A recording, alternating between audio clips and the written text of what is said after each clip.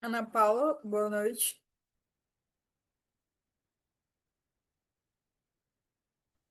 Oi, minha Alessandra, tudo bem? Boa noite. Eu estou Só em pra... outra sessão e Hã?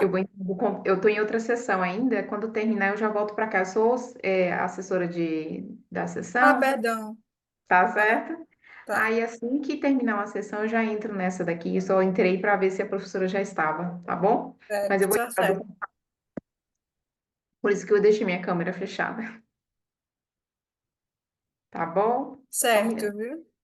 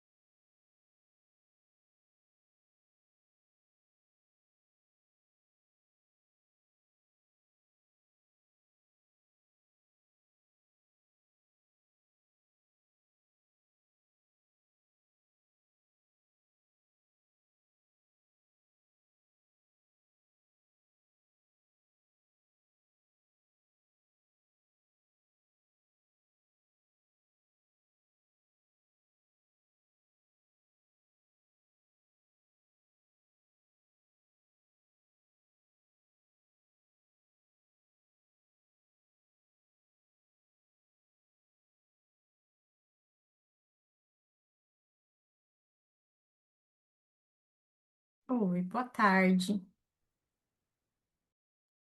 Boa tarde, Camila. Boa tarde. Eu sou assessora de sessão. Eu estou em outra sessão, assim que terminar, eu já falo com vocês, tá bom? Estou esperando a professora também entrar.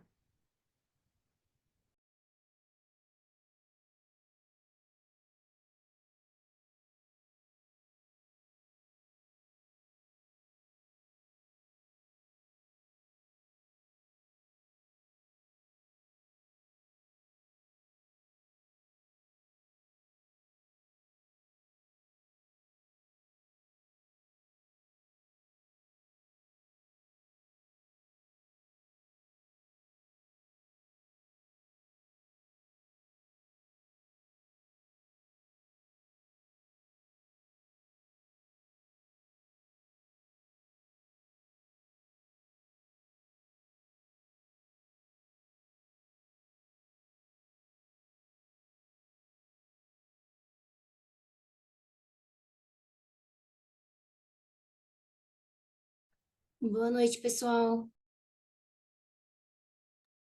Oi, boa Boa noite. noite, Ana Carla. Oi,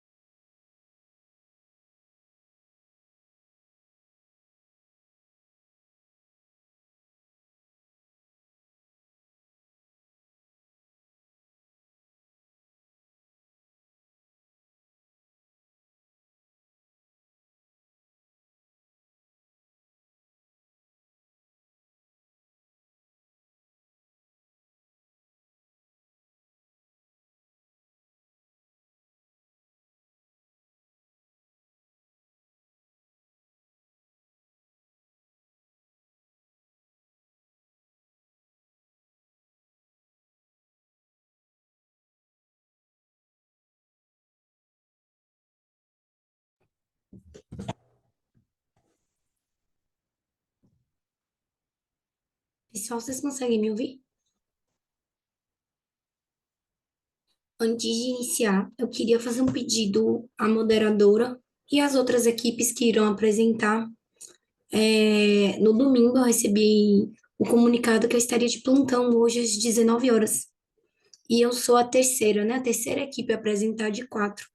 Se fosse possível, se não atrapalhasse também as demandas dos trabalhos, se eu pudesse até apresentar um pouquinho antes, eu agradeceria. E se a moderadora também pudesse autorizar. E as outras equipes, claro.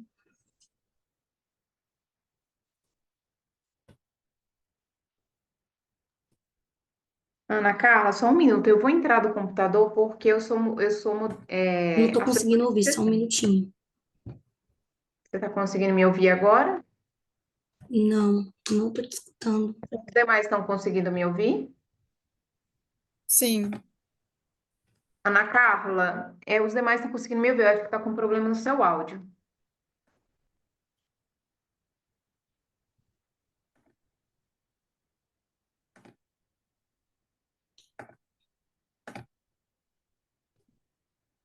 Só um minuto que eu vou entrar do computador, Pronto, acho que agora foi.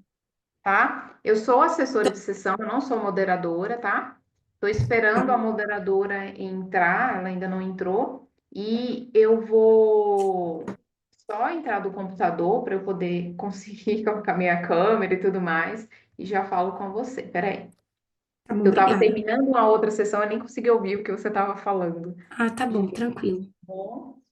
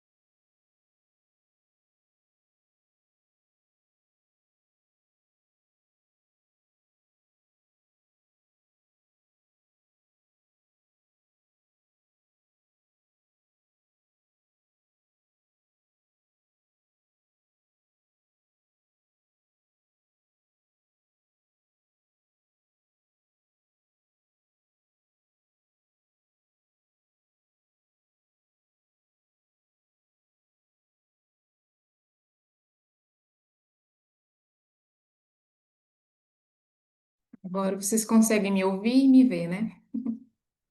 Estava em outra sessão. Então, eu estou esperando a professora Cíntia entrar. A Beatriz também, que é assessora, entrou. E eu vou conversar aqui com as meninas no WhatsApp e já retorno para você. Só um minuto.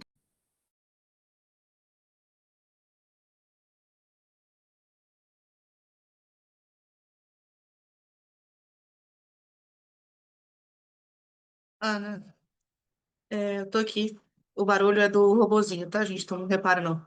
Ah, A Beatriz, gente vai pode. esperar a professora chegar e aí você, Ana Carla, conversa com ela. Mas se tiver tudo ok para as meninas, tá tudo ok. Não é um problema.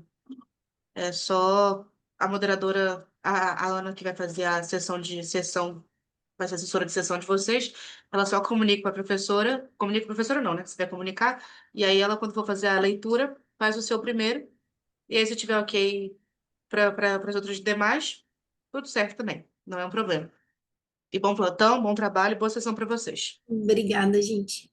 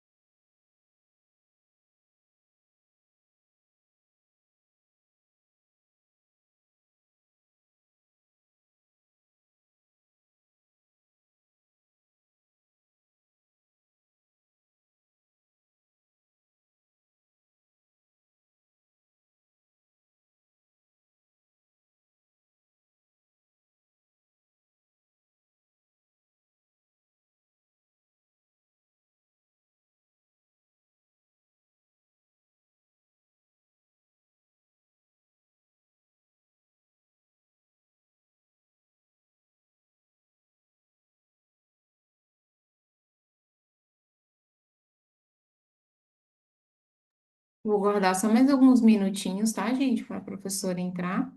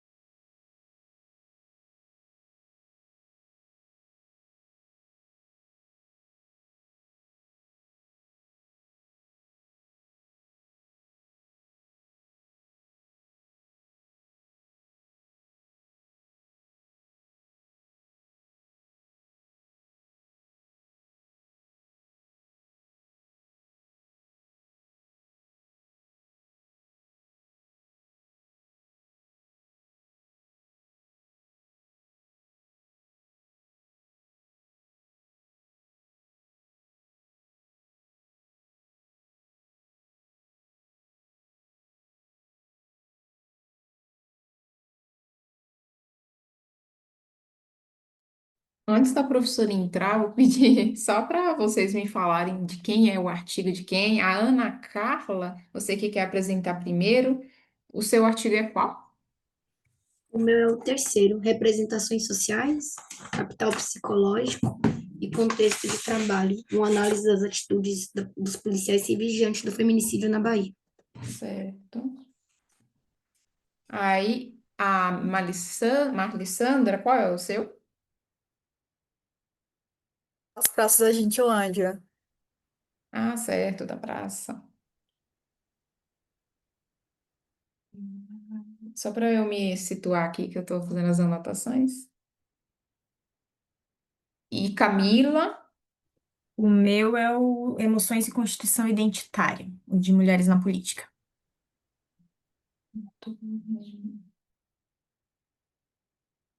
E a última é a Thaís, né? Isso, isso. Construindo Aí significados. o seu é da cannabis, né? Isso. Perfeito. Trabalhos muito bons, gente. Amei ler esses textos. Parabéns. Obrigada.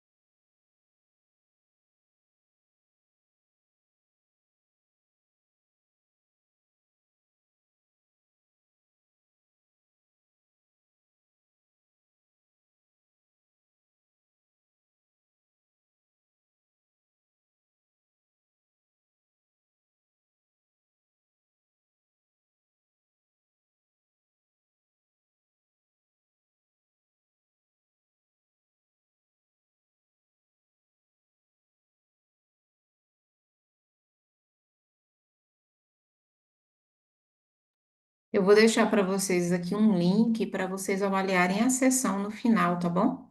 Aí, mesmo se forem sair antes, vocês não deixem de avaliar.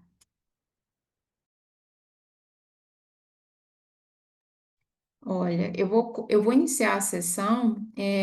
Caso a professora entre, a gente dá só uma pausa, eu aviso aqui para vocês, para ela poder entender aonde a gente está, tá bom? E aí eu vou seguir, então, se as demais aceitarem, eu começo com a Ana Carla, se alguém tiver alguma objeção, pode falar, tá bom? Aí eu vou dar 15 minutos para a Ana Carla falar, e aí, posteriormente, a gente vai fazendo as apresentações, ou alguma consideração que vocês tiverem. A gente dá 5 minutos mais ou menos para o debate, para não alongar demais, tá bom? Aí, Ana Carla, se você quiser que eu te interrompa faltando alguns minutos, você pode me falar. Ou você vai colocar algum cronômetro. Não acredito, pode me interromper se Tá ultrapassar. bom, Te agradeço. certinho. Obrigada, viu, gente? Obrigada mesmo. Então, deixa eu compartilhar minha tela com vocês. Conseguem ver direitinho ou não? Consigo sim. Aí você só coloca em modo apresentação. Sim, sim. Vou colocar aqui F5. Foi. Então, gente, o meu trabalho, ele analisa as representações sociais que os policiais civis da Bahia têm em relação ao feminicídio. E Ana para Carla, isso, só te eu... interrompendo, Oi. não está aparecendo como apresentação para mim, tela Não, cheia. Não, que eu acho que não vai nem passar na hora que você passar. para mim tá. Agora foi? Não, ainda não. Boa noite. Descompartilhe a que você está compartilhando agora e você vai compartilhar a que está a apresentação. Peraí, porque eu coloquei. Deixa eu interromper e começar de novo, porque estava certinho. Apresentação.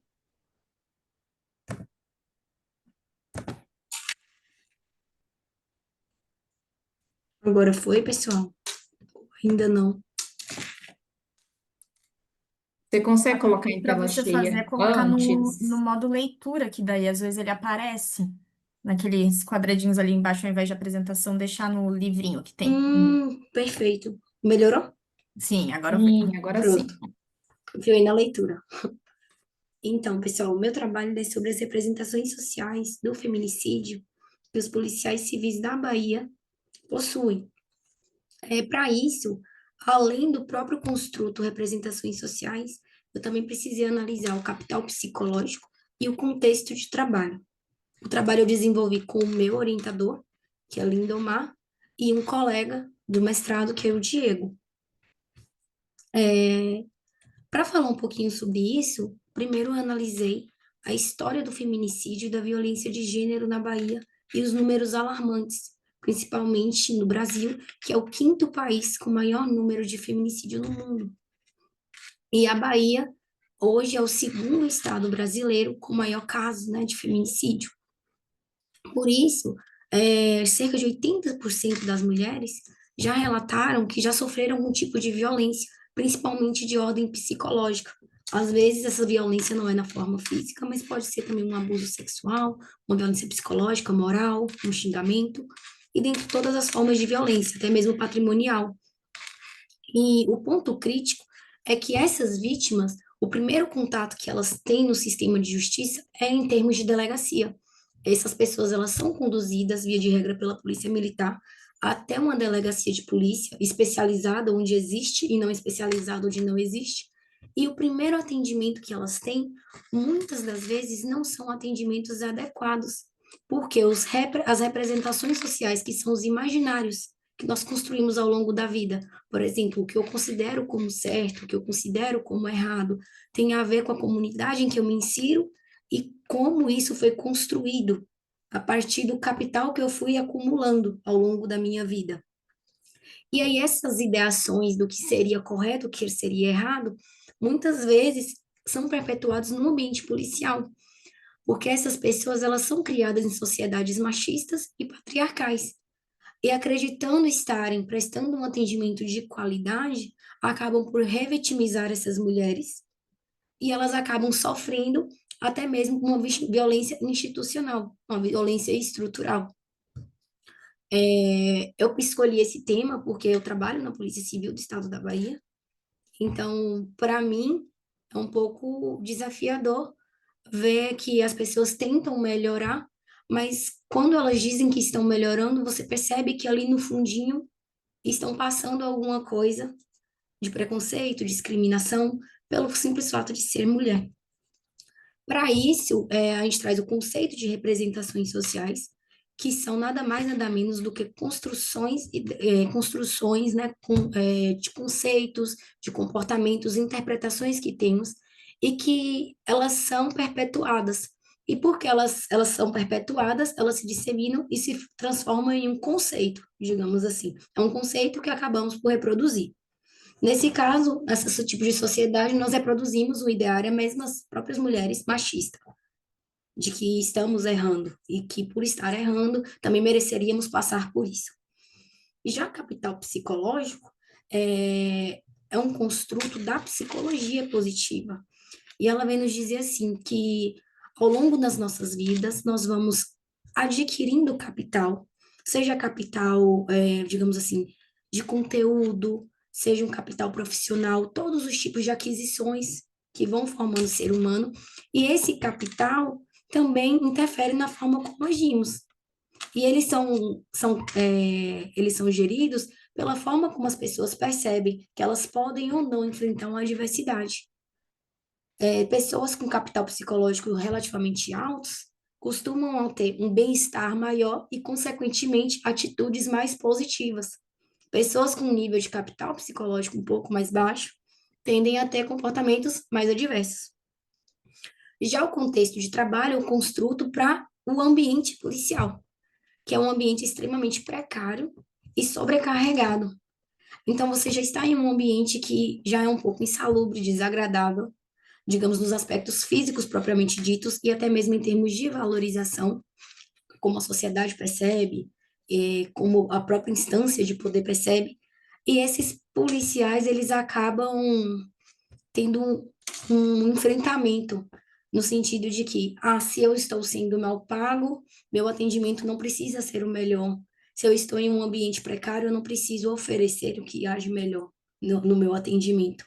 E com esses três objetivos, com esses três construtos, é que eu formulo a minha pergunta de pesquisa e o objetivo, que é analisar como esses três fatores, as representações sociais, o capital psicológico e o contexto de trabalho, influenciam nas atitudes desses policiais.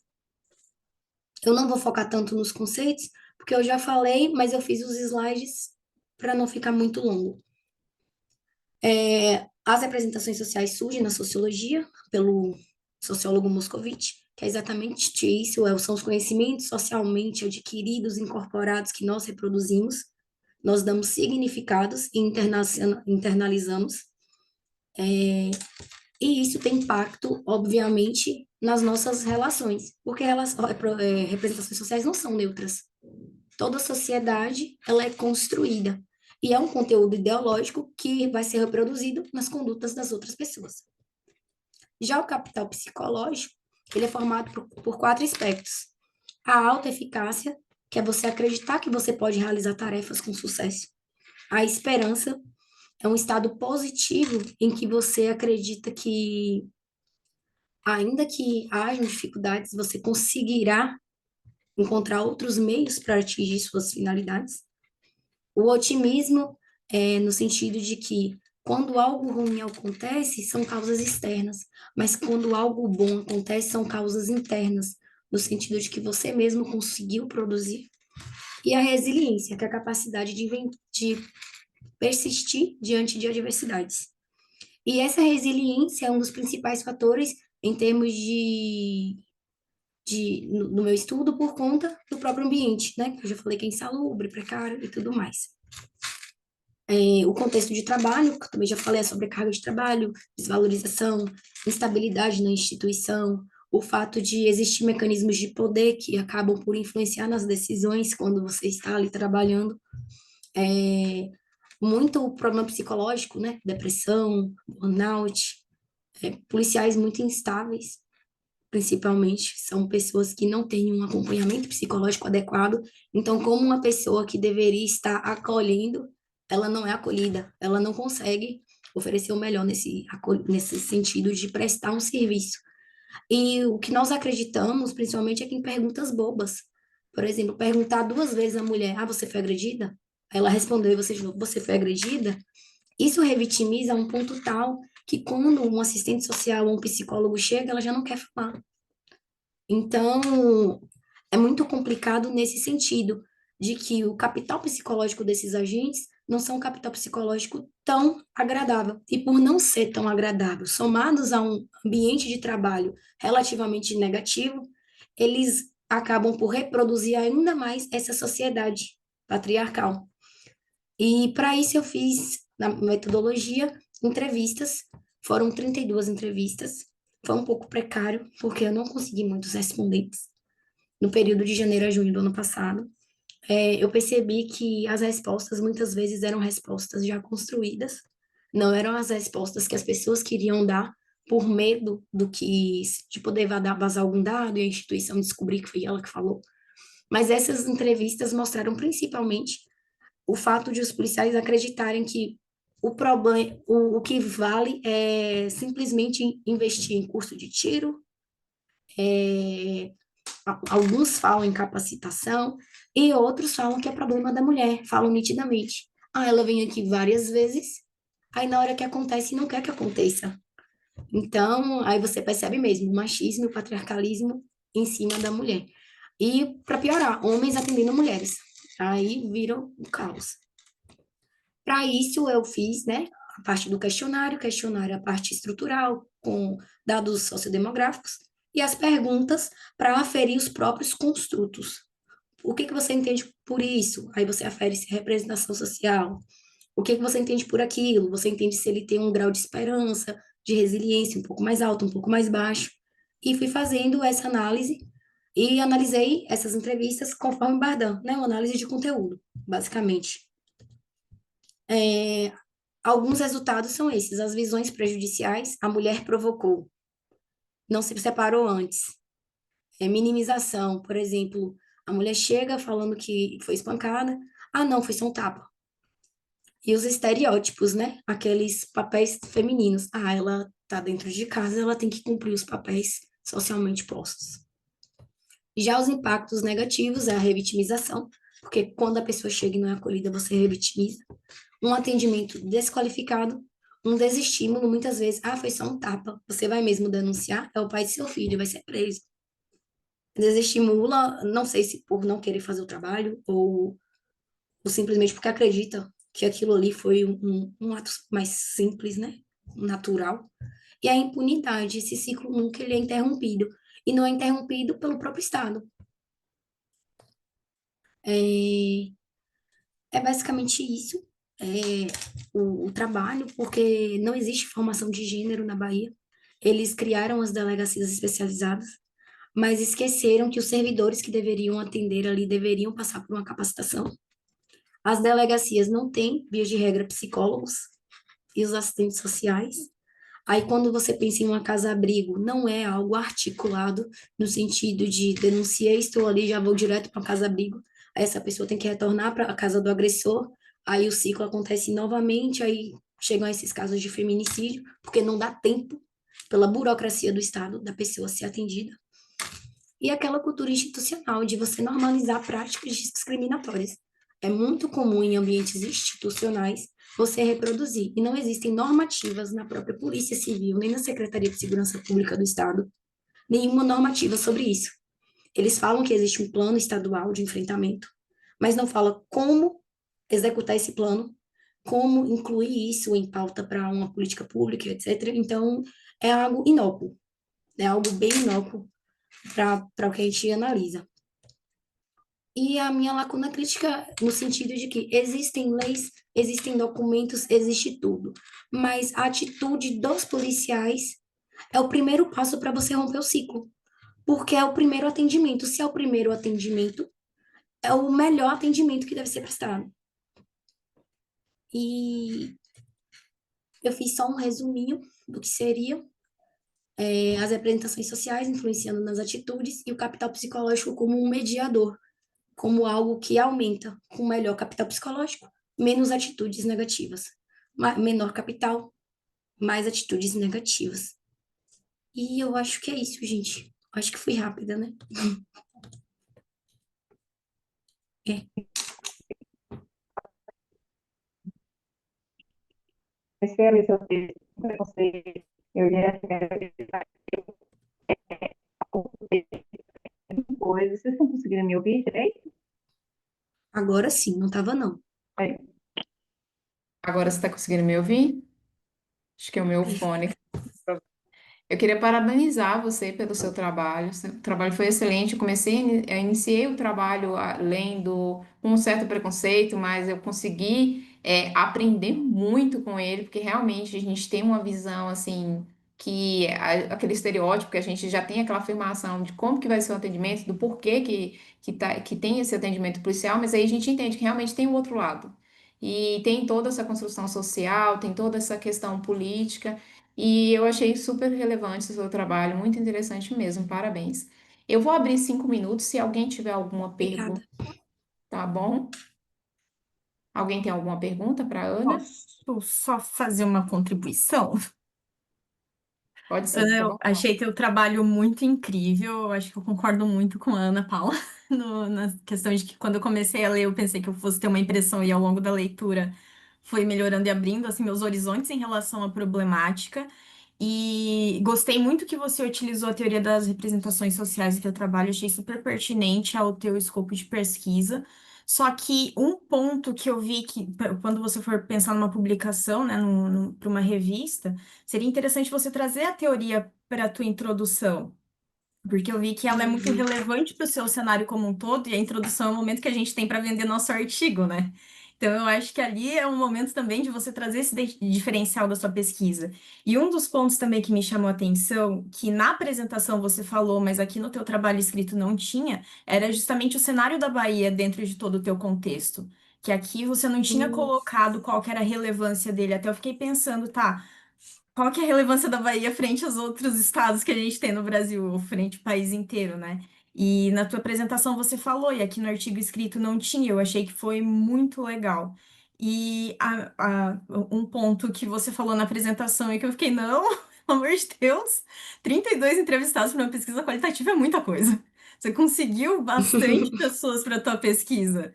Então, assim, achei incrível, sabe? Consegui um corpo de pesquisa maravilhoso para o teu contexto e para o cenário. Então, não pensa que você tem pouca coisa, não, que eu acho que você tem obrigada. bastante dados. E a minha pergunta agora, né, na verdade é uma curiosidade, você falou que você trabalha nesse contexto, né? E como que você chegou a esses entrevistados? Então, quando eu comecei a pesquisa foi no mestrado. Hoje eu faço doutorado. Na época eu tinha acabado de passar no concurso da Polícia Civil. Só que eu já tinha passado por uma situação familiar de um atendimento em DEAN e um atendimento que demorou 6 meses para que as coisas pudessem ser encaminhadas. E quando eu chegava na DEAN, eu vi as pessoas sentadas sem fazer nada. Ah, é normal. Tem gente que chega com a cara cortada. Eu falava, gente, não tô nem aí se a pessoa chegou com a cara cortada, se ela chegou só com um tapa. Foi agredida. E eu comecei a perceber, e hoje trabalhando, né? Que eu trabalho em uma cidade maior, trabalho em Feira de Santana, eu percebi que não é só na DEAN, é um ambiente policial. Você vai normalizando situações e vai se tornando comum. As pessoas começam a achar que, ah, tudo bem. Então, foi isso que me inquietou bastante.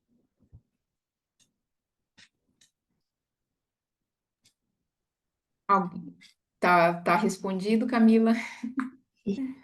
Alguém tem mais alguma pergunta, alguma consideração para Ana Carla?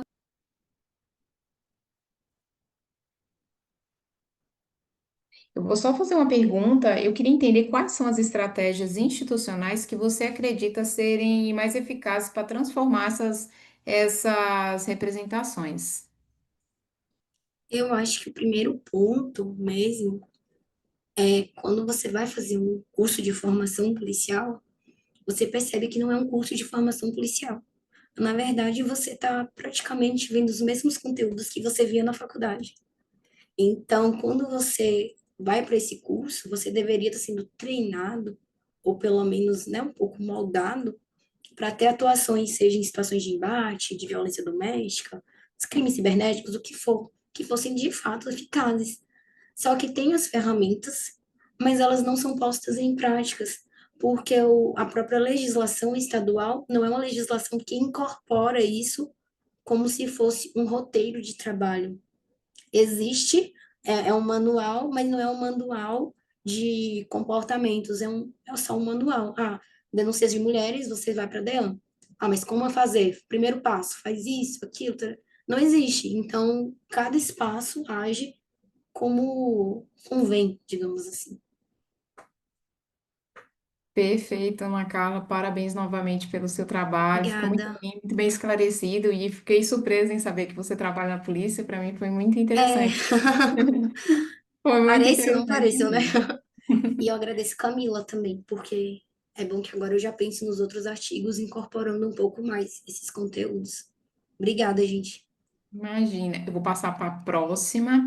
Deixa eu só olhar que vocês.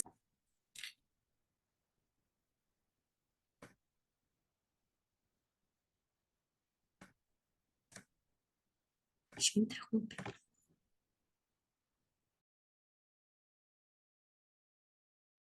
Ana Paula, seu microfone tá fechado.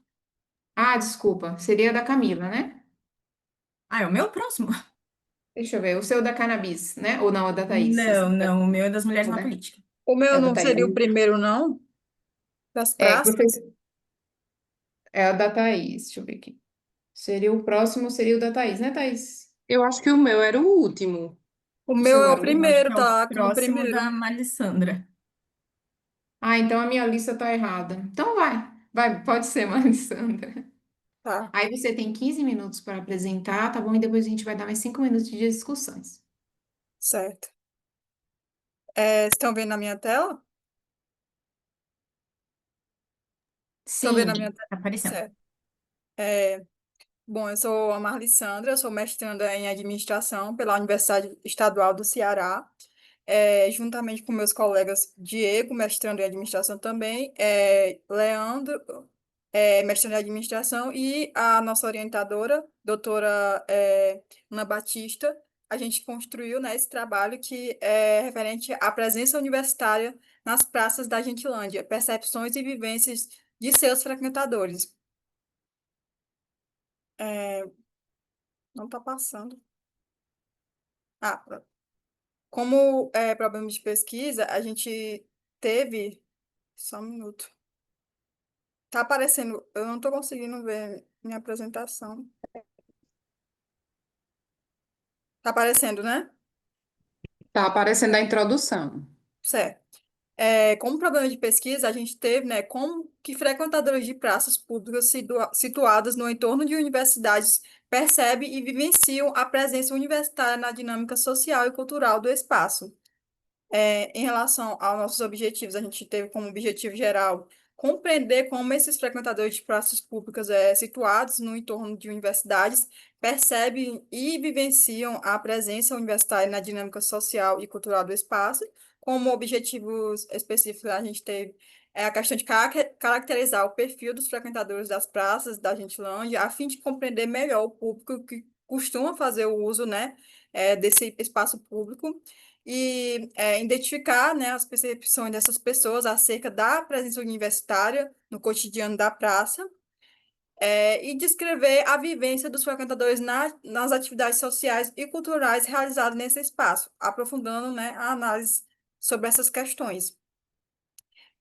Em relação à nossa revisão da literatura, a gente dividiu em dois tópicos, né? O primeiro deles é, constitui na questão das praças como espaços públicos, conceitos, funções sociais e dimensões simbólicas, né? A gente tem aí que Silvia e Ela, 2024, eles vão trazer que os espaços e ambientes, como é o caso das praças, né? Eles são uma construção social e carregam significados subjetivos, refletindo as experiências de seus frequentadores, de modo que Diferentes grupos sociais podem atribuir significados diversos a esses lugares.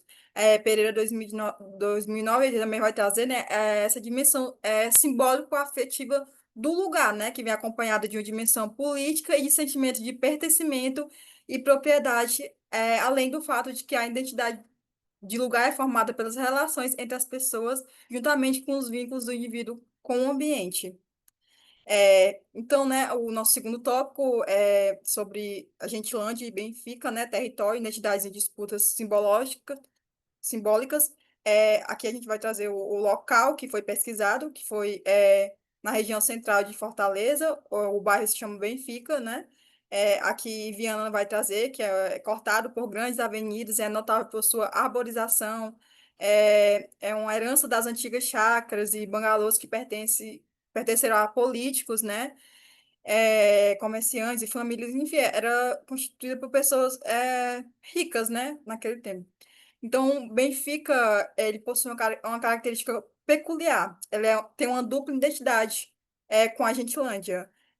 Benfica é o bairro, é o nome oficial. Mas aí tem a Gentilândia, que é chamada pelos moradores, né, mais antigos de a parte boa do bairro. Aí tem uma certa disputa nesse sentido. E essa forte identidade local é resultante da memória e das vivências em comunidade que se mantêm vivas desde os anos de 1930, né?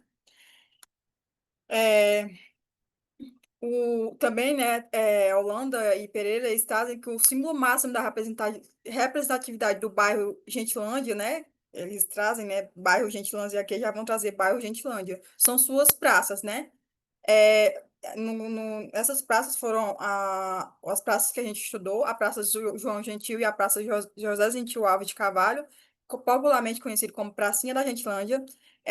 Essa diferença entre o nome oficial, que é uma homenagem ao antigo proprietário, né, da família rica, que, enfim, se instalou naquele tempo, e o nome popularmente adotado, isso manifesta, né, esse poder simbólico dessa identidade que as pessoas têm e prevalece e reforça seu forte vínculo com o bairro.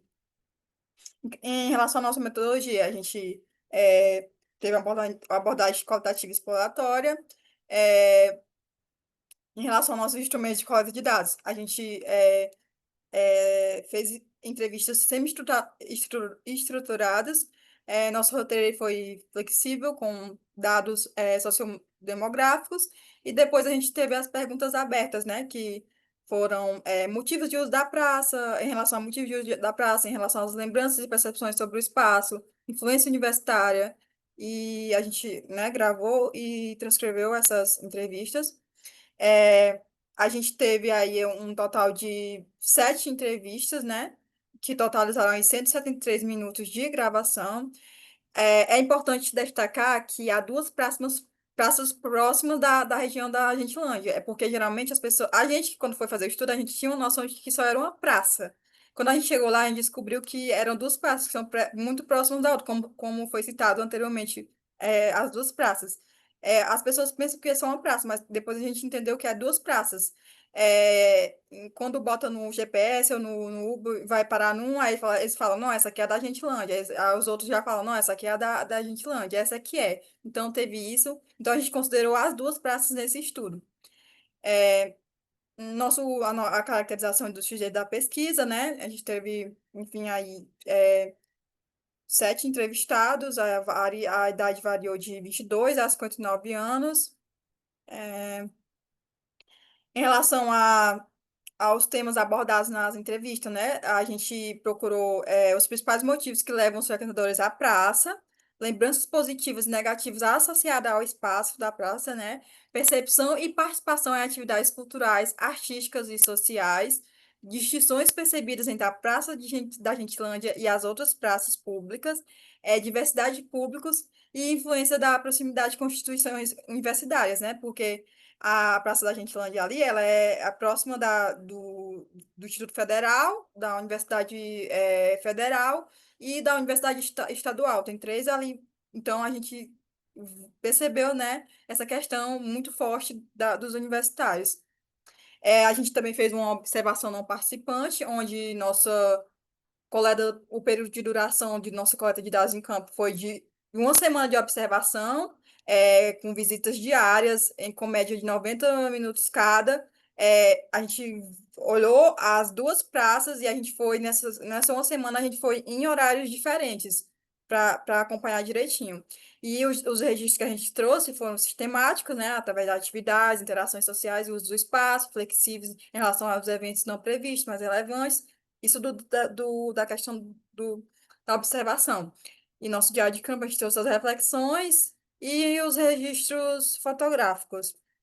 Em relação à nossa metodologia, à nossa análise de dados e à nossa validação, a gente utilizou a análise temática de conteúdo de Bardan, e em qual a gente organizou, né, o material, a gente fez a codificação e categorização das entrevistas no software Atlas TI, e a gente fez, após esse tratamento, identificação de padrões e temas recorrentes, que foram o nosso processo de validação, que aconteceu em duas fases. A primeira fase foi a validação entre pares, e a segunda fase foi os critérios estatísticos, né? Que, como visto, a primeira rodada teve o teste de representatividade igual a 70%, e a sua consistência interna é 15%.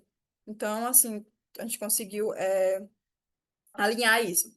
E em relação às nossas análises dos resultados, a gente teve aí os principais temas, os temas levantados, né, em relação às pratas da Gentilândia foram as percepções individuais, os tipos de uso em público, conflitos e problemas e desafios, aspectos singulares e pontos fortes.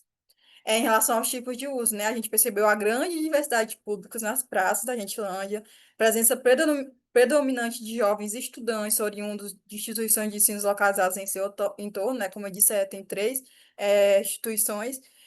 Pessoas idosas, né? Que utilizam o espaço para caminhadas, exercícios físicos, atletas que fazem uso da quadra esportiva, grupos com estilos alternativos, como jovens com visual considerado hippie ou rebelde, frequentemente associados a comportamentos como a bebê também, né? Em relação às percepções individuais, a gente percebeu a diversidade de sentimentos e significados atribuídos a esses espaços, que são vivenciados, né, por meio de relações de carinho, pertencimento afetivo e também histórico, né? Sensação de liberdade, né, que o espaço público ele causa isso também.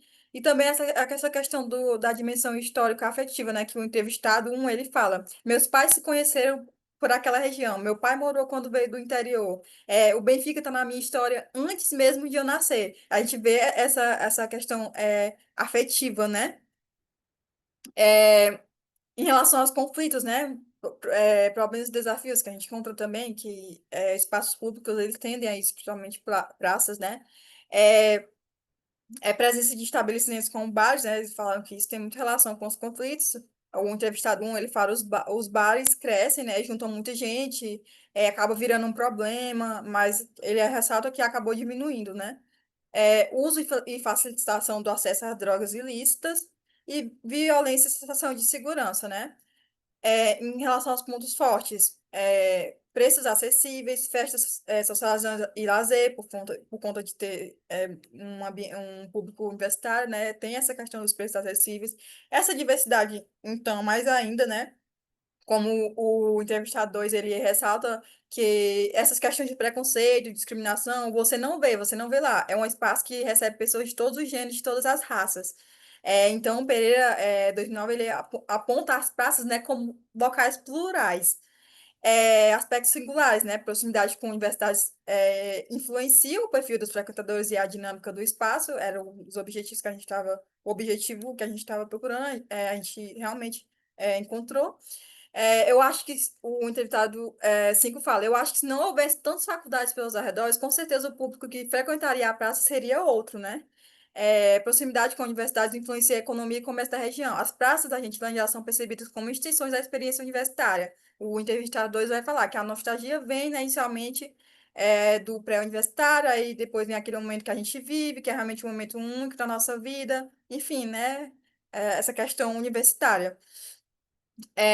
Em relação às considerações finais, a gente conseguiu, né, alcançar todos os nossos objetivos, a gente atingiu, que foram, né, a caracterização do perfil dos frequentadores da Praça da Gentilândia, identificação das percepções sobre a presença universitária no cotidiano desses ambientes, descrição das vivências nas atividades sociais e culturais realizadas no espaço, capac, cap- captação dos significados atribuídos pelos diferentes perfis de usuários.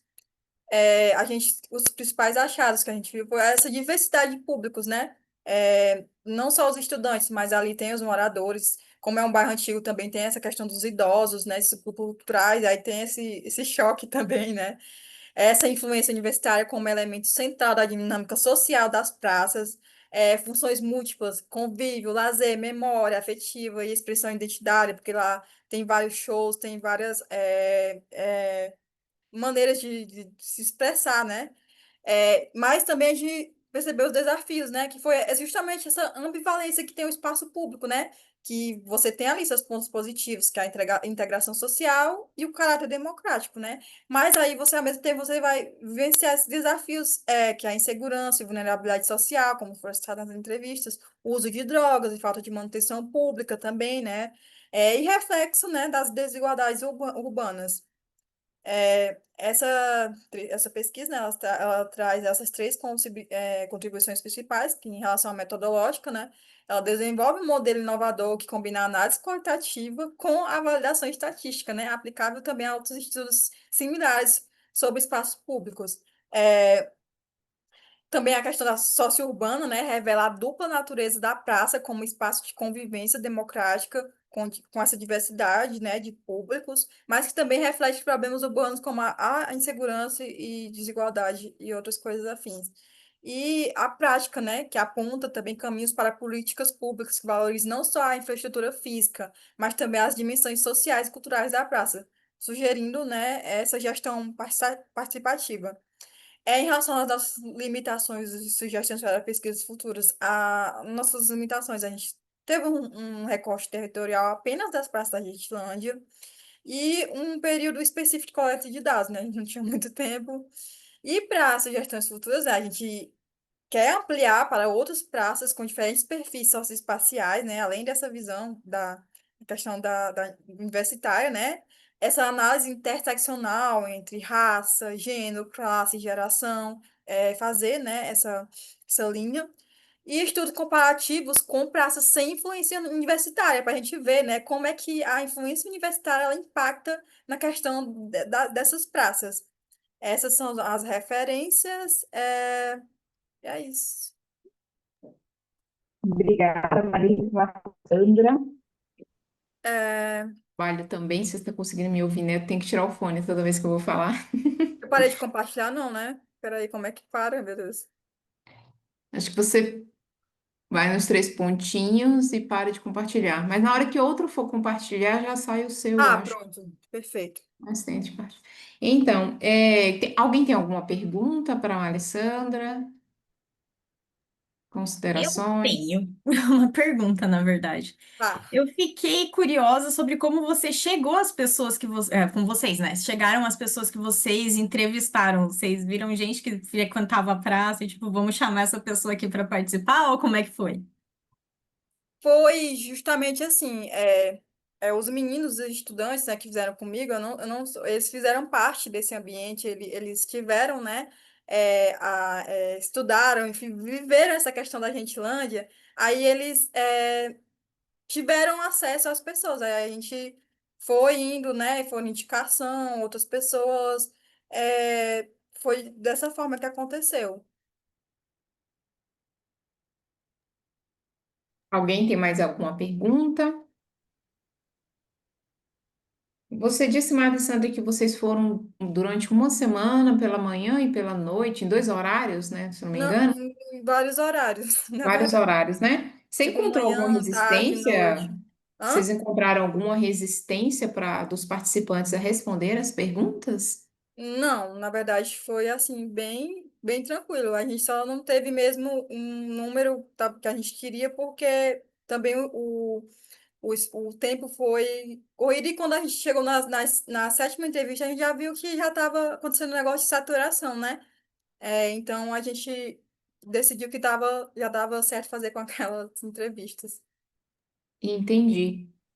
Aqui na cidade que eu moro, que eu estou fazendo na Universidade Federal de Lavras, também os estudantes é o é o que mantém a cidade, de uma certa forma, que é vivem de aluguel e do mercado. Você falou que aí os preços são acessíveis, aqui a gente vê o contrário. E eu achei Nossa, super interessante a sua fala de você falar que os preços são acessíveis por causa do estudante. Aqui a gente já fala o contrário, que os preços são inclusive caros lá, por causa dos inclusive estudantes. Inclusive lá vai pessoas da cidade inteira para lá, justamente por conta disso, né? Também desse ambiente que tem vários públicos, também para essa questão acessível, né? E, enfim, foi bem interessante. Como eu não sou daqui, da cidade, foi tudo novo para mim, mas foi bem interessante ver isso na vida real, fazer essa observação. Bem interessante. Muito bom, parabéns pelo seu trabalho, realmente. Dá até para fazer um comparativo, se tivesse alguém aqui de Lavras para fazer junto com você, fazer Pois esse é. contraste entre Sim, justamente. Lavras e os preços abusivos daqui por causa da universidade, em comparação com o seu trabalho. Mas parabéns pelo seu trabalho, tá bom? Obrigada, tá? Se ninguém tem mais nenhuma pergunta, eu vou passar para a próxima apresentação.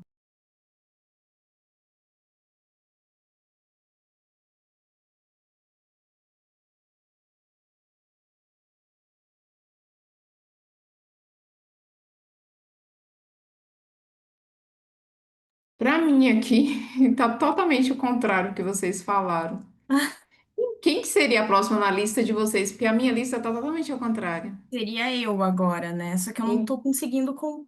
Tá aparecendo a minha tela, porque aqui tá dando que eu não tô compartilhando, tá tá? aparecendo sim, Descendo. Camila? Ah, beleza. Ah, Tá agora bom. apareceu aqui. Então você tem 15 minutos, as mesmas regras das outras meninas, tá Deixa bom? eu cronometrar aqui. Beleza. Então, boa noite, gente. O nosso artigo é intitulado Emoções e Constituição Identitária, a Jornada de Mulheres na Política Brasileira. Esse trabalho foi escrito por mim, em parceria com a professora Mariane, que foi a minha orientadora de mestrado e doutorado, e a professora Samantha, que foi minha irmã de orientação desde quando a gente era jovenzinha, mestrandos. E eu considero importante mencionar que esse artigo começou a ser desenvolvido lá em 2018, na minha dissertação de mestrado, e como eu me encantei pelo tema, ele foi parte da minha tese de doutorado, então o artigo, essa versão aqui que vocês têm contato, foi um pedacinho da minha tese. E então, já vamos entrando na introdução, para entendermos um pouco mais sobre o contexto organizacional, mas também social que a gente está falando aqui, é importante elencar que o Brasil ele é um dos poucos países da América Latina que já teve uma mulher eleita presidente, que é o cargo mais alto em democracias. Algo que nos coloca ao lado de nações como Chile, Argentina, Costa Rica. Mas, apesar desse marco simbólico, o cenário geral ainda revela um quadro desigual, já que atualmente aqui no país apenas cerca de 15% dos cargos políticos são ocupados por mulheres. E essa presença limitada tem raízes históricas profundas, porque durante muito tempo as mulheres sequer podiam participar ativamente das estruturas políticas aqui no nosso país. Tanto que foi só no início do século XX que o primeiro partido político formado por mulheres surgiu, lá em 1910, no Rio de Janeiro, que era então a capital do nosso país. Só que falar sobre mulheres atuantes na política com esse olhar da administração traz uma discussão que vai além da busca por igualdade de direito e maior representação, vai também envolver questões relacionadas à dificuldade de inserção e atuação feminina nas organizações como um todo, não só do sistema político. E mesmo com tanto avanço, quando a gente fala dessa atuação na política, ela ainda é, para muitas mulheres, uma travessia permeada por barreiras simbólicas, por barreiras emocionais. A gente verifica que elas enfrentam não apenas os desafios de uma representatividade, mas também efeitos de culturas organizacionais que historicamente as excluíram, seja por estereótipo de gênero, por desigualdade de oportunidades ou por formas sutis de deslegitimação que ainda persistem dentro do contexto organizacional. Então, assim, discutir o papel das mulheres na política é, de certa forma, também discutir as relações de trabalho em cenário organizacional mais amplo. E essas relações são marcadas por tensões, por resistências e por emoções. Então, nos últimos anos, A literatura de administração vem reconhecendo cada vez mais a importância das emoções nas dinâmicas organizacionais. E as emoções não apenas afetam o nosso desempenho dentro de uma organização, elas são responsáveis por conectar as pessoas às organizações e participam da formação de quem nós somos dentro desses espaços. Portanto, elas se entrelaçam às identidades que são construídas dentro do contexto organizacional, mas também fora deles. E aqui nós entendemos que a identidade é formada de maneira reflexiva e evolutiva, a partir de significados que sejam culturais e outras influências que sejam também significativas para o indivíduo. E é justamente levando em consideração esse entrelaçamento que a nossa pesquisa teve como objetivo analisar como as emoções se fazem presentes na constituição identitária das mulheres atuantes em organizações da política brasileira. E para compreender esse fenômeno, nós nos atemos a dois eixos teóricos centrais, que era o das emoções, então pautando-se principalmente nas reflexões de Barçad e Gibson, em que os autores trazem a discussão de que as emoções influenciam diretamente o desenvolvimento das atividades e que desempenham um papel central tanto nos processos organizacionais, mas quanto nos comportamentos sociais também. Já no campo da identidade, a gente trouxe as discussões principalmente de Castells, e a reflexão aqui se volta para as possíveis respostas ao questionamento quem sou eu? E o Castells destaca também que essa construção da identidade ocorre em contextos que são marcados por relações de poder, que significa que a forma como nós nos reconhecemos e somos reconhecidos está profundamente conectada às dinâmicas de dominação e de resistência. E ainda no referencial teórico, nós trouxemos o contexto das mulheres na política, que a gente ficou meio na dúvida se deixava no referencial teórico, se botava na metodologia, por fim ficou aqui. E aqui a discussão voltou-se à compreensão do cenário que a gente está falando. Então, foi destacada a legislação sobre a inserção das mulheres nessa esfera, como se divide o cenário político brasileiro, que foi o nosso foco. Quanto aos procedimentos metodológicos, essa pesquisa teve abordagem qualitativa, e dentro das estratégias qualitativas, nós escolhemos estudo qualitativo básico, de acordo com a proposta da Mejia e Tisdale, que pontua que cada participante do estudo é considerado de acordo com as suas próprias singularidades, experiências, percepções, suas narrativas.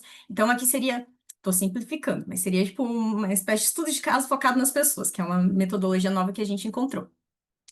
E, como eu falei, esse estudo faz parte de uma pesquisa mais ampla, ele fez parte da minha tese, aqui foi só um recorte. Nesse recorte, a gente utilizou entrevistas com 13 mulheres participantes que fossem atuantes em cargos legislativos, tanto municipais quanto estaduais. E vocês me perguntam, por que legislativo? Por questão de acesso. Foram as únicas assessorias que me retornaram os contatos. E a seleção dos casos foi feita por meio dos sites das casas legislativas e utilizando os contatos públicos que eram lá disponibilizados. E aí a gente fez, então, as entrevistas, foram entrevistas semi-estruturadas, elas foram gravadas e posteriormente transcritas, e para garantir o sigilo das entrevistadas, os nomes delas foram alterados para deusas greco-romanas, que, de certa forma, estivessem conectadas às causas defendidas. Além das entrevistas, nós também utilizamos observações de sessões plenárias das casas legislativas que essas mulheres atuavam, e dados secundários que foram provenientes dos sites das câmaras, das casas legislativas, os próprios sites dessas entrevistadas, de notícias divulgadas pela mídia, de redes sociais delas, e com base em todos esses dados, nós optamos por utilizar a análise narrativa de acordo com as 5 propriedades do Pentland. Então, a gente considerou a sequência de tempo, quais eram os atores focais, a voz narrativa, o contexto de referência e outros aspectos que fossem relevantes à nossa discussão. E entrando, então, na nossa análise, ao ir a campo, nós nos encontramos diante de muitas vozes que, mesmo que caminhassem naquele momento por trilhas diferentes, compartilhavam o mesmo desafio, que era o de ser mulher na política, de se identificar como tal.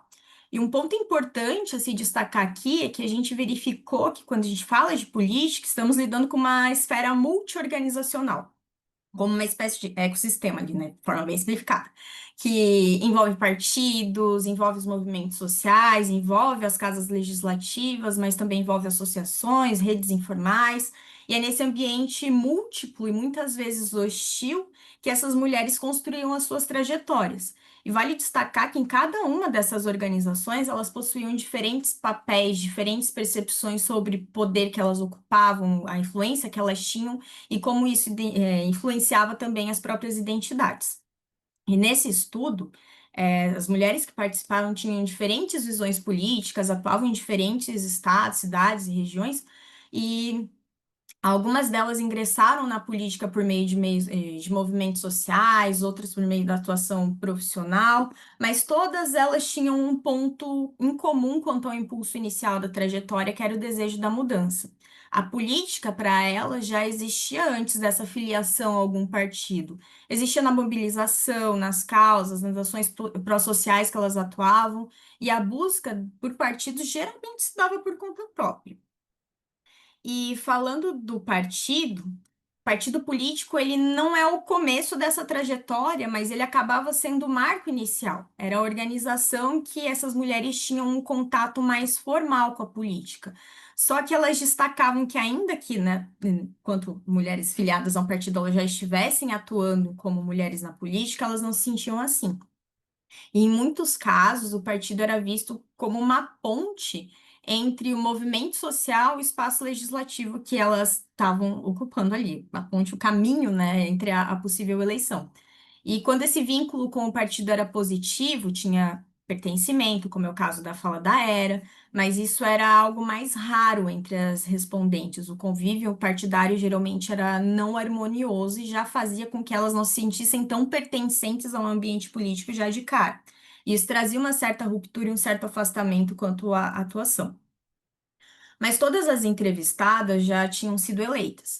Então, nessa etapa do estudo, a gente conseguiu verificar que o construir essa identidade como uma mulher na política era um processo instável. Elas tinham momentos de identificação, outros momentos de dúvida, e a maioria não tinha sido eleita na primeira eleição que tinha concorrido. Então, quando essa não eleição acontecia, elas questionavam seu próprio valor, se viam abaladas em sua identidade. E quando elas chegavam ao poder, que daí sim acontecia, eram eleitas, né, acontecia essa eleição, o sentimento de pertencimento a esse cenário não era imediato e demorava para acontecer. Essas mulheres enfrentavam estereótipos, desconfianças e muitas vezes a deslegitimação das suas conquistas, como nos extratos aqui trazidos, que era, ai, com quem que ela dormiu para estar ali? Ou se elegeu por conta do pai, por conta do marido. Então, aqui a gente teve uma diferença entre quem tinha laços políticos e quem não tinha também, que a vitória da eleição não era atribuída às próprias mulheres, sempre tinha que ter algum outro motivo por trás disso. E as próprias emoções dessas mulheres também se tornam políticas. As emoções, elas estão no centro dessa história, delineiam essas trajetórias, moldam as percepções, influenciam as identidades. E um ponto que foi muito interessante de se verificar, principalmente por meio das observações, era que nas plenárias, se as mulheres demonstrassem muitas emoções, elas eram criticadas. Se elas mantivessem uma postura mais rígida, mais dura, recebiam críticas também. E ali a gente verificou que existe uma micropolítica de sentimento dentro de determinados ambientes organizacionais, que era relacionado ao que se sente, que é permitido, né, entre aspas, se sentir, como se demonstra, quem que pode sentir. Só que, paradoxalmente, essas mesmas emoções que eram tão criticadas eram as emoções que conectavam elas às causas que elas defendiam. E aqui tem um extrato, então, no slide, de alguns comentários que nós coletamos das redes sociais das entrevistadas que ilustram um pouquinho com o que elas tinham que lidar. Então, nosso propósito foi salientar que a atuação das mulheres na política se dá de forma simultânea em diferentes organizações e que as emoções fazem presentes em todo esse contexto. Essa atuação começa com os movimentos sociais, parte para os partidos e permanece nas casas legislativas. Mas aqui a gente começa a ver que lá nos movimentos sociais há um princípio de constituição identitária como mulher na política, e essa consolidação da identidade só vai acontecer quando elas quando elas já estão atuando há algum tempo nas casas legislativas, não é logo após a eleição. E esse foi um dos principais achados que a gente teve, de como essa identidade vai sendo construída aos poucos. E entrando então nas considerações finais, o que o estudo nos revelou é que as emoções não ficam à margem do processo político, à margem do processo organizacional. Elas são parte constitutiva deles. Foram essas emoções que impulsionaram as nossas entrevistadas a buscar esse espaço, a permanecer e muitas vezes a transformar o ambiente em que elas estavam inseridas. E um ponto interessante é que elas destacavam que eu vivo aqui, as mulheres vivem em qualquer outro contexto organizacional também. E a constituição identitária das mulheres na política, portanto, atravessada por essas emoções, são decorrentes das suas vivências, das tensões dentro dessas organizações e pela necessidade de se legitimar em diferentes organizações. Então, como eu mencionei, em cada uma delas há um poder, há um tipo de papel e o reconhecimento dessas mulheres também varia. E isso assume nuances diferentes quanto às suas identidades. E aí, como contribuição teórica, o nosso estudo visa ampliar esse olhar sobre a identidade, mostrando seu entrelaçamento com as emoções e de que as emoções não apenas acompanham as trajetórias organizacionais, elas também explicam o porquê dessa trajetória existir. E aqui, em termos práticos, a gente dá ênfase sobre a necessidade e a relevância de uma atuação voltada à diversidade dentro de contextos organizacionais, especialmente os que são predominantemente masculinos. É aqui as principais referências. E muito obrigada, gente. Era isso. Parabéns, Camila, pelo Trabalho. Tá conseguindo me ouvir bem, né? Eu achei Sim, super sim. relevante. É que a gente estuda a linha de finanças. A gente chama de mapa conceitual. Não sei se é mapa conceitual que você utilizou para construir aquele gráfico que tem todas, que faz a ligação de uma emoção com a outra. Eu achei super interessante aquilo. Muito, muito, muito bem feito. Parabéns mesmo, viu, pelo seu trabalho. Alguém tem Obrigada. alguma pergunta, alguma consideração para a Camila?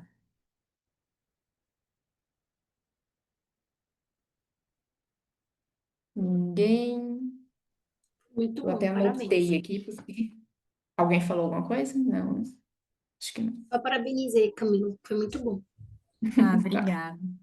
Eu queria só parabenizar também, Camila, o trabalho dela, ver assim, o carinho que ela tem pelo tema, porque está na voz dela, nos trejeitos dela, e dizer que, que eu achei bem interessante a metodologia dela, achei que dá para se aprofundar mais também. Eu penso muito na análise narrativa, que não é o que eu estou utilizando na minha tese, mas pensei muito em utilizar. E eu queria saber, Camila, como você falou, que esse seu trabalho daria para usar em outros contextos que não da política. Se esse trabalho tem uma capacidade de replicação, os seus modelos e a metodologia, mas sendo aplicada a outros contextos.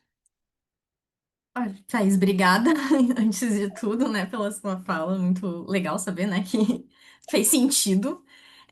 Eu acredito que sim, que tem a possibilidade de replicação. E eu acredito que em outros contextos talvez seja mais fácil, inclusive, replicar, porque daí você tem contato direto com as pessoas com quem você pretende entrevistar. Aqui eu tive que passar por um processo de assessoria, daí eu tinha que convencer o assessor de que, né, vamos, assim, me dá uma entrevista, não vai demorar e convencer também as mulheres a participar, porque muitas delas ficavam ali com receio de falar comigo. Eu até tive um ponto interessante de que como eu comecei a pesquisa lá em 2018, foi pré-pandemia, a gente não tinha tanta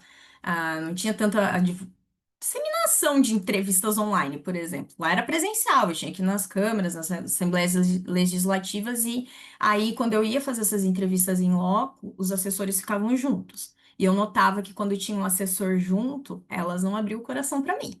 Não me falavam nada. Eu queria saber de emoções, tanto que na minha dissertação de mestrado eu tive que focar só na identidade e deixar emoções de lado, porque elas não falavam nada sobre as emoções comigo. Também tem esse negócio de que a depender do contexto, a pessoa vai se sentir mais aberta ou não a conversar com você sobre essa teoria, esses conceitos. E aí, quando veio a pandemia, a gente teve que adaptar e eu comecei a fazer as entrevistas online. E aí, nas entrevistas online, era eu e a vereadora, eu e a deputada, e aí sim que eu comecei a ter resultados, sabe? Por isso que eu acho que o estudo ele é sim replicável, e foi uma metodologia bem legal, só que eu recomendo, se né, tiver acesso, a utilizar a história de vida, que eu tentei utilizar, só que história de vida tem todo o protocolo, que você tem que fazer 3 entrevistas, pelo menos. E aí aqui não era possível por conta das agendas dela, já era difícil conseguir uma entrevista, imagina mais de uma. Mas eu acho que é possível replicar em outros contextos com mais facilidade. É perfeito, porque assim, o tema, ele se aplica, como você disse, se aplica a organizações, a CEOs, a vários tipos, né, de mulheres em locais de destaque. Eu gostei muito do ambiente que você utilizou, muito. traz muita relevância, né, para a pesquisa, mas ele também pode ser aplicado a vários contextos, até no nosso mesmo, enquanto acadêmicas, né, seria interessante também. Mas parabéns, de verdade, muito obrigada. Alguém tem mais alguma pergunta? Não, vou fazer a minha então. Até anotei, porque esses temas complexos que vocês estão trabalhando. Você percebeu alguma diferença na constituição identitária entre mulheres que atuam em partidos de diferentes espectros ideológicos? Na constituição identitária, não, mas na postura dela, sim. A gente trabalhou ali, né, na verdade, um pouquinho. Vou falar que não, eu estou exagerando. A depender da abertura que o partido dava para elas, né? Elas se sentiam mais mulheres na política antes do que outras aberturas. E, para ser sincera, quando elas tinham ideologia política mais de direita, eu sentia que elas tinham uma postura mais rígida, no sentido de que elas eram mais brutas, mais fechadas na forma de interagir comigo. E das que tinham, né, que seguiam a vertente de esquerda, não tanto, só que as de vertente de esquerda eu sentia mais aquela questão de que eu preciso provar por que que eu tô aqui, que eu sou relevante dentro desse cenário. Só que daí tem outro porém dessa minha impressão de que a maioria das minhas entrevistadas são do Sul. Então, talvez possa ter sido tenha alguma influência em relação ao espectro político que predomina dentro, né, dessa região, que é a região que eu tô, né? Mas foi esse ponto que me chamou mais atenção nesse sentido. Muito interessante. Talvez se você aplicasse essa pesquisa em outros contextos, outros estados, talvez você teria um contraste, alguma diferença que seria interessante para o seu Isso. trabalho, né? As poucas que eu entrevistei que saíram um pouco aqui do eixo sul, sudeste, já me mostraram outra visão e era muito gritante, assim. Até a forma que na minha tese eu estudei também relações de poder. E aí acabou não entrando nesse artigo, mas essa questão de relação de poder era bem mais gritante em outros cenários que não aqui do sul. Muito bem. Parabéns, Camila, novamente. Muito obrigada pelas suas respostas. Você está muito, assim, aprofundada nesse assunto, porque você responde com muita franqueza. Muito parabéns mesmo, tá bom? Eu vou passar para a última apresentação agora, Thaís, tá bom? Aí você tem o mesmo Uhum. tempo aí de 15 minutos, pode ficar à vontade. Obrigada. Vou compartilhar.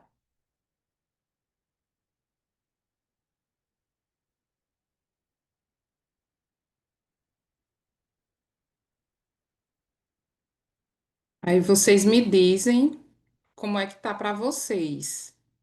Tá a tela cheia? Não,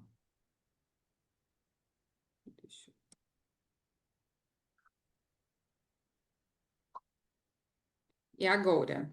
agora tá. Certo. Vamos lá. Meu nome é Thaís Nascimento, né? Eu sou doutoranda na Universidade Federal da Paraíba. Fiz esse artigo junto com uma colega de doutorado, Débora Abrantes, e o meu trabalho é intitulado de Construindo Significados e Legitimação, Simbolismos e Discursos Midiáticos sobre a Cannabis Medicinal no Brasil. Em termos de introdução, o que a gente começa tratando sobre produtos estigmatizados, né? Que esses produtos estigmatizados, eles enfrentam barreiras sociais, jurídicas e culturais para se inserirem em um mercado. E a cannabis medicinal, ela está nesse rol, né? Ela está nesse rol de produtos estigmatizados. Ela começou a ser utilizada aqui no Brasil de uma maneira mais forte a partir da década de 2010, né? Passando de um tabu para uma esperança terapêutica.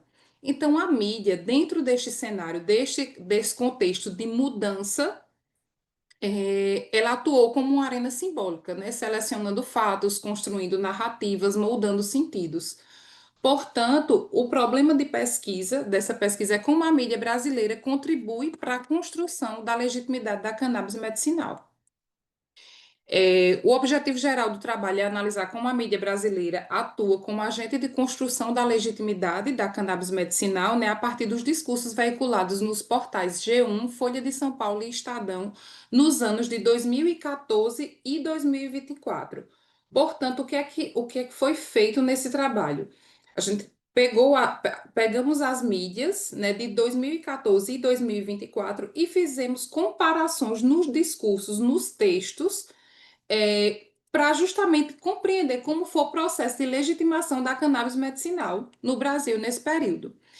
Mobilizando os conceitos de institucionalização, legitimidade e discurso, buscamos compreender as estratégias simbólicas utilizadas para transformar um tema estigmatizado em uma prática socialmente aceitável, identificando as transformações nas representações midiáticas, né, examinando os modos de legitimação presentes nos discursos e mapeando os recursos simbólicos e retóricos mobilizados pela mídia.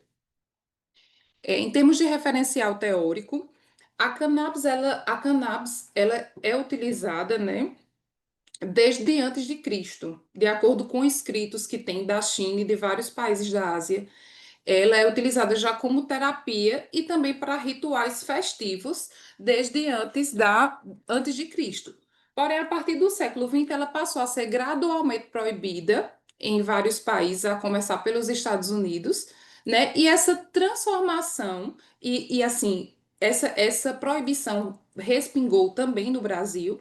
Então, essa transição provocou um deslocamento simbólico da substância de um insumo terapêutico para uma droga ilícita, gerando estigmatização e criminalização, especialmente direcionadas a grupos sociais marginalizados.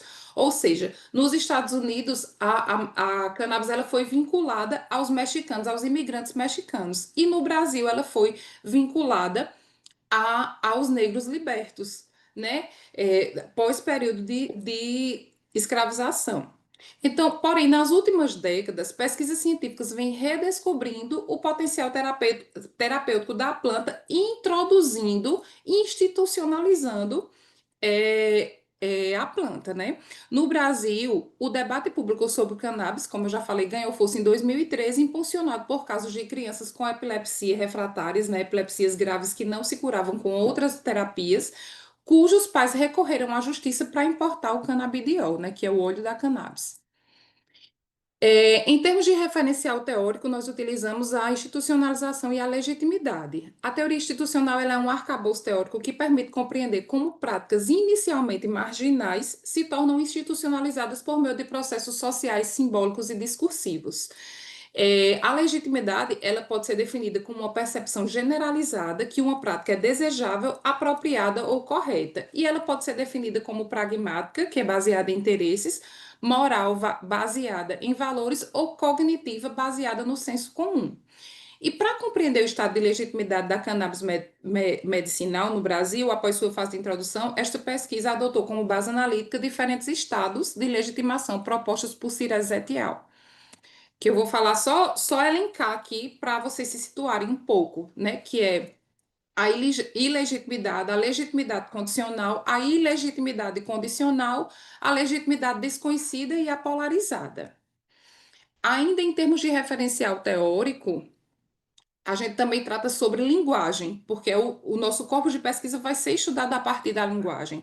E a linguagem ela desempenha papel central nos processos de construção e transformação, manutenção e transformação institucional.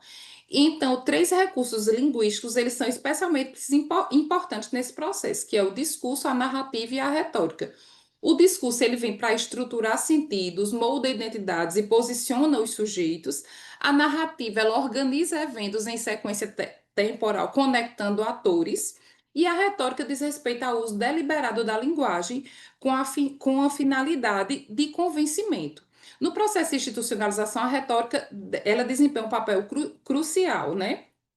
Trazendo justificativas moralmente convincentes, tecnicamente plausíveis ou pragmaticamente úteis. Para os procedimentos metodológicos, nossa pesquisa é uma abordagem qualitativa e interpretativista. A técnica de análise utilizada foi uma análise crítica do discurso, né? A princípio, foram levantadas 403 matérias nos portais G1, Folha de São Paulo e Estadão, nos anos de 2004 e 2024. As palavras-chave utilizadas foram cannabis medicinal, CBD, maconha medicinal e canabidiol. E os critérios de exclusão utilizados foram notícias sobre outras plantas medicinais, reportagens centradas exclusivamente no uso criminal da cannabis, e também não está aqui, mas a gente não utilizou também as pesquisas de outros países, as reportagens sobre cannabis de outros países. Então, após a utilização dos filtros, né, foram selecionadas 89 matérias. Portanto, aqui a gente já entrando na fase de resultados, a gente viu claramente as transformações nas reportagens da cannabis, como era que vinham sendo veiculadas em 2004, em 2014 e passaram a ser veiculadas em 2024. O vocabulário predominante, né, em 2014, as palavras que a gente encontrava, a gente fez essa busca fazendo as leituras mesmo, porque a gente achou complicado colocar o software que a gente tentou utilizar, foi o NVivo, e ele não trouxe claramente o que a gente queria para a pesquisa. Então, como eram só 89 reportagens, a gente pôde fazer isso no olhômetro mesmo, vamos assim dizer. Então, a princípio, o discurso predominante que representava a cannabis em 2014 era falando de remédio alternativo, urgência, esperança, né? E já em 2024, a cannabis ela é abordada como política pública já consolidada, como recurso tecnológico, né? Como um ativo de mercado em várias terapias para várias patologias, né? Então, essa nossa cobertura ela adota linguagem, ela passa a adotar, aliás, uma linguagem mais técnica e neutra, deslocando-se da urgência para a normatização. Apesar da cannabis ainda não ter legislação, mas hoje quem tem acesso ao médico prescritor, ele pode utilizar a cannabis. Os modos de legitimidade encontrados são moral, condicional, cognitiva, pragmática e polarizada, né, ainda em termos de resultados e discussão. Os recursos simbólicos utilizados em 2014 eram metáforas de urgência e sobrevivência, né? Última esperança, salvar vidas, remédio proibido, droga que cura, narrativas com mães protagonistas, apelo moral e jurídico, enquanto os recursos simbólicos utilizados em 2024 já passavam por um vocabulário mais técnico de regulação, protocolo clínico, farmacopeia brasileira, ensaio controlado, era uma retórica de eficiência e normalização, né? E as vozes passaram das mães e das famílias em busca de conseguir a cannabis por via judicial para vozes privilegiadas, para vozes de especialistas e reguladores de mercado. Portanto, né, em se tratando de considerações finais, a gente viu que a mídia ela atua como agente institucional ativo, participando da construção de consensos e de reconfiguração dos sentidos atribuídos à cannabis medicinal. Houve uma transição observada, né, do discurso de exceção e do estigma de 2014 para um discurso de normalização técnica institucional em 2024. As limitações foi o recorte temporal limitado, o foco em mídia tradicional, a ausência de outras mídias, porque esse artigo ele foi mais assim, um spoiler da minha tese. Na minha tese eu utilizo várias mídias possíveis, eu utilizo 14 mídias, e em termos de sugestões para pesquisas futuras, né, ampliar a sete temporal, incluir mais alternativas e também redes sociais e analisar a recepção dos discursos, as interações entre os atores institucionais. Por fim, as referências bibliográficas, eu queria agradecer a atenção e é isso. Deixa eu tentar tirar aqui. Tirando o meu fone aqui para vocês conseguirem me ouvir. Essa luta, né, gente? Esses imprevistos que a gente tem. Parabéns, Thaís, pelo seu trabalho. Eu acho muito interessante todos esses estudos sobre a cannabis, porque realmente a gente encontra na área de pesquisa umas entraves muito grandes, principalmente quem atua na parte prática mesmo. Hoje mesmo eu estava conversando com a minha irmã, que ela queria trabalhar com um insumo desse para fazer um trabalho lá na área de engenharia florestal, mas eu falei assim, eu acho que você não vai conseguir com tanta facilidade, porque tem todas essas entraves. E às vezes a gente vê muitas barreiras. Eu achei super interessante. Alguém tem alguma pergunta antes de eu fazer a minha? Eu tenho considerações. Eu me sinto muito tagarela nas sessões. Ótimo. Caramba, Camila. Tá Thaís, ótimo, parabéns Camila. pelo seu. Suas perguntas são ótimas. Ai, que bom. Thaís, parabéns pelo seu trabalho. Achei assim, um trabalho que ficou muito nítido o esforço que você teve na elaboração dele. E agora você mencionou que ele é fruto da sua tese, também dá para entender. Na tese a gente se mata, né, para fazer a nossa pesquisa. E É. eu tenho Só que eu algumas. ainda vou defender, por isso que eu não trouxe Ah, É por isso que eu não. chamei ele de spoiler. Spoiler, muito bom. Eu achei muito legal a forma que você expôs os seus dados e como que você coletou eles também. Achei assim que você teve um fôlego metodológico muito grande.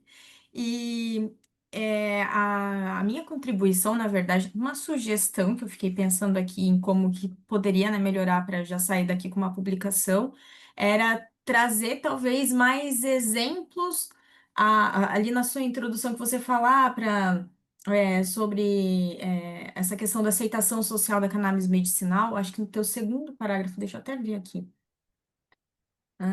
Os meios de comunicação não apenas informam, mas também moldam os significados e criam condições discursivas. Você coloca ali, eu acho que seria interessante trazer um exemplo, sabe? Para já deixar claro como que isso está acontecendo. E além disso, eu também traria o exemplo lá no teu referencial teórico sobre algumas leis estaduais que digam respeito, né, a essa questão de que você coloca como decisões mais inovadoras, para já deixar claro para o teu leitor que, tipo, ó, tá acontecendo aqui em tal estado, em tal Isso, lugar perfeito. para dar mais ênfase nesse ponto. E aí a minha, na verdade, dúvida, não é bem dúvida, é curiosidade. Eu vi ali que você colocou como um critério de exclusão as reportagens centradas exclusivamente no uso criminal da cannabis. O que seria, o que você está considerando como uso criminal? Só no contexto brasileiro? Ou Só porque no lá em contexto. cima. Ah, não, pode falar. Sim, pode concluir a pergunta se Ah, quiser. não, é porque lá em cima você falou que tem uso recreativo em outros países e tal, e aqui no Brasil, se a gente considerar tráfico, o resto de utilização que a gente sabe, né, que é comumente, que acontece comumente, é o que seria considerado uso recreativo em outros países.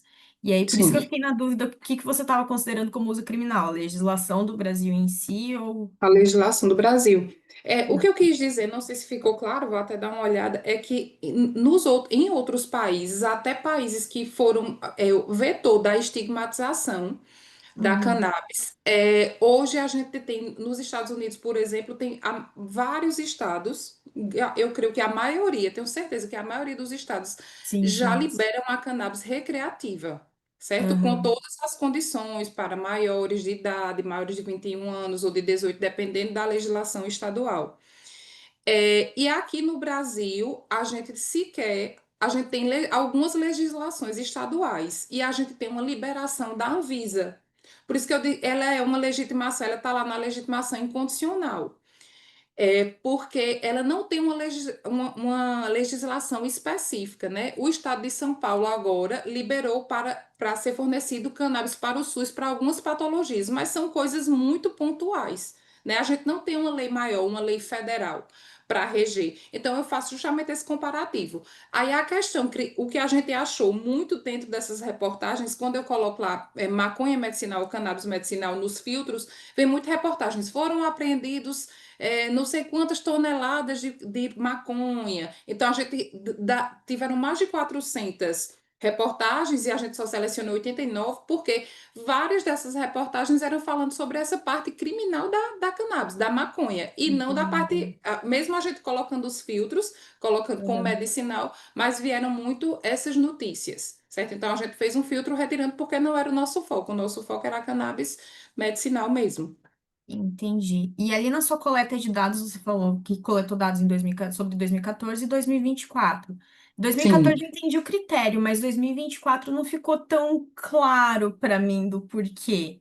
Foi porque Porque era 2024 fechava 10 anos. porque justamente era para fechar os 10 anos, porque de Aham. fato era para eu ter deixado mais claro. Eu termino minha pesquisa esse ano, então eu Ah, quis entendi. pegar os Aham. dados para fazer essa análise nos últimos anos da pesquisa. Acabou que o meu orientador ele achou por bem eu colocar os dados de 2025 também na minha pesquisa. Então eu não faço o comparativo na minha tese, eu Ah, faço entendi. de 2014, que quando houve assim, vamos dizer, o boom da cannabis no Brasil. Foi de Uhum. 2014 até 2025. Eu faço a análise de todas as reportagens, como eu fiz também uma observação numa associação aqui na Paraíba, numa associação de cannabis aqui da Paraíba, assim como eu também fiz entrevistas com vários gestores políticos. Esse deputado, eu entendi sua dificuldade em fazer É, essas eu só fiquei entrevistas. um pouco na dúvida ali. E, ai, Pronto, desculpa, mas eu era tô isso. tagarelando um Não, montão. mas é isso, assim, aí na minha tese eu faço toda essa construção, mas Uhum. 2024, mas também assim, eu achei interessante esse recorte, assim, de saber, nos É, 10 anos, eu posso até frisar isso, de 10 anos, como foi que mudou a percepção a partir da perspectiva da mídia. então, porque é isso que eu achei interessante no teu trabalho, porque a gente tem dois momentos contextuais, assim, até do próprio país, Isso, muito diversos, de 2014 até agora, né, 2024, ano passado. Mudou muita coisa, principalmente a percepção das pessoas em relação ao tema, né? E eu acho que era isso, interessante, talvez, você dar mais ênfase a esse aspecto quando você for publicar. Deixa mais claro ali do porquê do teu critério.